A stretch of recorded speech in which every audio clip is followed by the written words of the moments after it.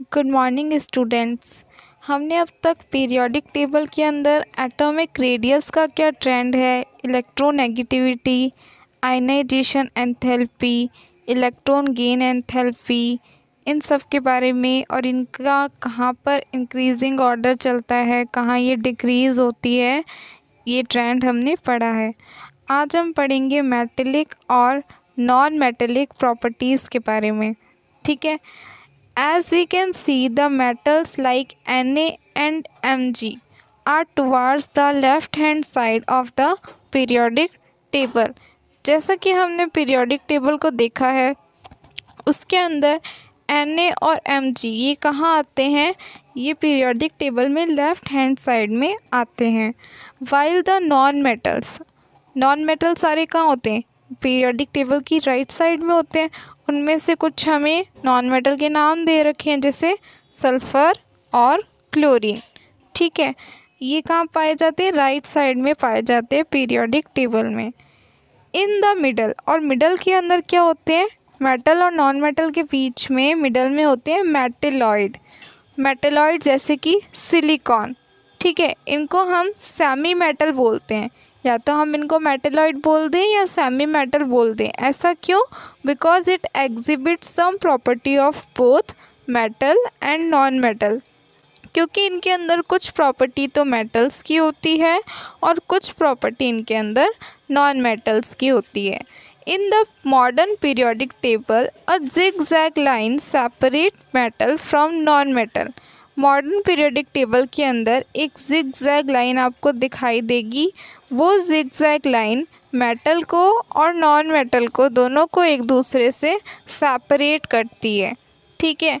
The border line elements, उस zigzag line के अंदर कौन कौन से एलिमेंट्स आते हैं? उनके अंदर आता है boron, silicon, germanium, arsenic, antimony, tellurium और पोलोनियम। इन सभी एलिमेंट्स की इंटरमीडिएट प्रॉपर्टीज़ होती है, यानी आधी प्रॉपर्टी मेटल की और आधी प्रॉपर्टी नॉन मेटल की। इसलिए इन सभी को हम मेटेलॉइड्स या फिर सेमी मेटल्स कहते हैं। As you have seen in chapter 3, metal tend to lose electron while forming bonds, that is they are electropositive in nature. जैसा कि आपने चैप्टर 3 में देखा था कि जो मेटल हैं उनके अंदर ये टेंडेंसी होती है कि वो इलेक्ट्रॉन को लूज़ करते हैं, अपने अंदर से इलेक्ट्रॉन को निकाल देते हैं जब भी वो कोई बॉन्ड को फॉर्म करते हैं उस टाइम। ठीक है, तो इससे हमारे को मेटल के इलेक्ट्रोपॉजिटिव नेचर का पता चलता है। जब भी कोई इलेक्ट्रॉन डोनेट करता है तो उसके ऊपर पॉजिटिव चार्ज आता है, तो इससे हमें मेटल के इलेक्ट्रोपॉजिटिव होने का पता चलता है, क्योंकि मेटल की टेंडेंसी होती है कि वो बॉन्ड बनाते समय इलेक्ट्रॉन को लूज़ करेगा।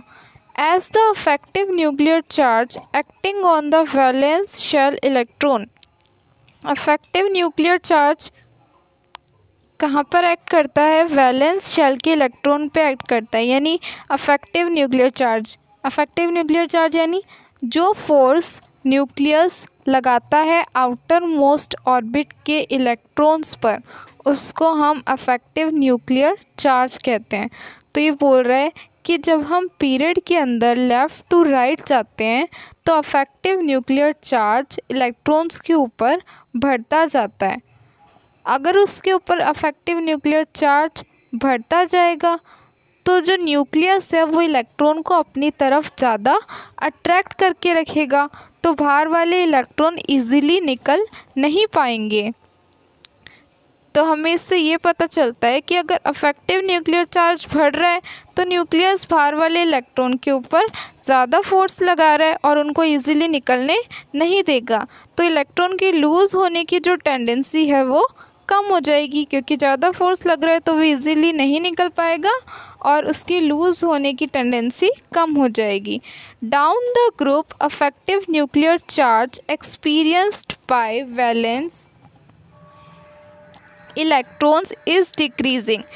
जो अफेक्टिव न्यूक्लियर चार्ज है वो जब हम ऊपर से नीचे आते हैं ग्रुप के अंदर तो वो डिक्रीज़ होता जाता है, कम होता जाता है, क्योंकि जो आउटर मोस्ट इलेक्ट्रॉन होते हैं वो न्यूक्लियस से ज़्यादा दूर होते हैं। क्योंकि जब हम ऊपर से नीचे आते हैं तो नंबर ऑफ शेल्स एटम के अंदर इंक्रीज़ होते हैं और आउटर मोस्ट ऑर्बिट जो है वो दूर हो जाता है। तो उसके इलेक्ट्रॉन दूर होने के कारण उन पर ज़्यादा फोर्स न्यूक्लियस का नहीं लग पाता है, इसलिए जो अफेक्टिव न्यूक्लियर चार्ज है वो कम हो जाता है। अफेक्टिव न्यूक्लियर चार्ज कम होगा तो इलेक्ट्रॉन इजीली अपने आप लूज़ हो पाएगा, ठीक है। Therefore these can be lost easily, इसलिए वो इजीली लूज़ हो पाएगा। Hence metallic character decreases across a period. तो मेटल तो क्या चाहता है, मेटल तो अपने अंदर से इलेक्ट्रॉन को निकालना चाहता है। पीरियड के अंदर जब हम लेफ़्ट टू राइट जा रहे हैं तो वो इजीली नहीं निकाल पा रहा, इसलिए मेटेलिक करेक्टर पीरियड के अंदर जब हम लेफ़्ट टू राइट जाते हैं तो डिक्रीज़ होता है। और मेटेलिक करेक्टर जब हम ग्रुप के अंदर ऊपर से नीचे मूव करते हैं तो मेटेलिक करेक्टर इंक्रीज़ होता है, क्योंकि उसके अंदर इजीली इलेक्ट्रॉन लूज़ हो पा रहा है, ठीक है। Non metals on the other hand are electronegative. ये तो अभी हमने मेटेलिक करेक्टर की बात करी, अब हम कर रहे हैं नॉन मेटल्स के बारे में। मेटल जो होते हैं वो इलेक्ट्रोपॉजिटिव होते हैं, वो अपने अंदर से इलेक्ट्रॉन को निकालना चाहते हैं, जबकि नॉन मेटल इसके अपोजिट होते हैं, वो इलेक्ट्रोनेगेटिव होते हैं। वो क्या चाहते हैं कि वो अपनी तरफ इलेक्ट्रॉन को अट्रैक्ट करे, वो गेन कर ले इलेक्ट्रॉन को, ठीक है। Non-metals on the other hand are electronegative. They tend to form bonds by gaining electron. वो अब बॉन्ड को कब बनाते हैं, जब उनको इलेक्ट्रॉन मिल रहा होता है तब वो बनाते हैं। Let us learn about the variation of this property. अब इसके अंदर क्या वेरिएशन आते हैं वो पढ़ते हैं। As the trend in the electronegativity show, non-metals are found on the right hand side of the periodic table towards the top. आपने इलेक्ट्रोनेगेटिविटी का ट्रेंड देखा है और आपको ये पता है कि नॉन मेटल्स जो होते हैं, नॉन मेटल्स कहाँ पर होते हैं, पीरियोडिक टेबल में राइट हैंड साइड के अंदर टॉप के ऊपर होते हैं। These trend also help us to predict the nature of oxides formed by the elements. अब देखो जो इलेक्ट्रोनेगेटिविटी का ट्रेंड होता है ना, कि इलेक्ट्रोनेगेटिविटी कहाँ से कहाँ बढ़ेगी, कहाँ से कहाँ कम होगी, वही same trend non metallic character का भी रहेगा, ठीक है।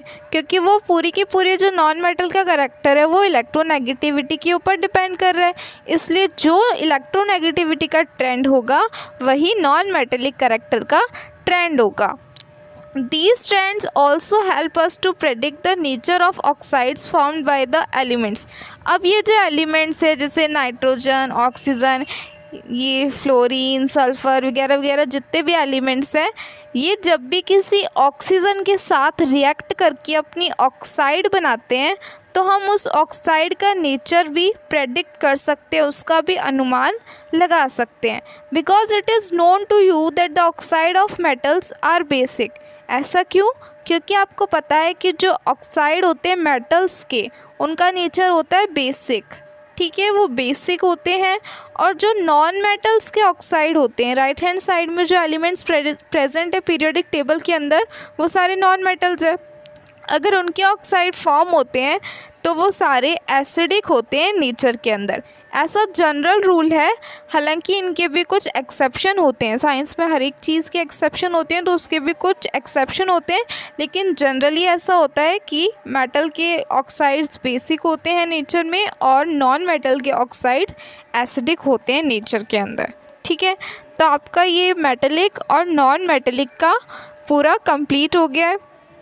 Thank you.